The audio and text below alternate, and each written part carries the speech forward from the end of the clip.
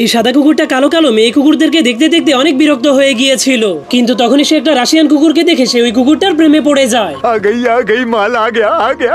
এই জন্য সে জলদি করে ঘরের ভিতরে গিয়ে ঘড়ির টাইম বাড়িয়ে দেয়। এরপর তার মালিককে ইশারা করে বলে এখন আমার বাহিরে গিয়ে ঘোরার সময় হয়ে গিয়েছে। এই জন্য তার মালিক ঘড়ির টাইম দেখে বোকা হয়ে যায়। এরপর রেডি হয়ে তাকে বাহিরে ঘোরানোর জন্য নিয়ে যায়, কিন্তু তখনই কুকুরটা ঘুরতে ঘুরতে চারদিকে সেই রাশিয়ান কুকুরটাকে খুঁজতে শুরু করে দেয়। ঠিক তখনই সেই রাশিয়ান কুকুরকে দেখতে পেয়ে তার মালিককে নিয়ে তাদের সামনে দিয়ে স্টাইল দেখিয়ে হেঁটে যেতে শুরু করে। এরপর তাদের পাশে বসে বসে সেই রাশিয়ান কুকুরটাকে পটানোর চেষ্টা করে, কিন্তু তাকে দেখে সেই রাশিয়ান কুকুরটার একটুও পছন্দ হয় না। এই জন্য সে তার মালকিনকে নিয়ে সেখান থেকে চলে যেতে শুরু করে। যা দেখার পর সেই কুকুরটা বুদ্ধি খাটিয়ে সেই রাশিয়ান কুকুরের মালকিনকে তার মালিকের সাথে বেঁধে পানির মধ্যে ফেলে দেয়।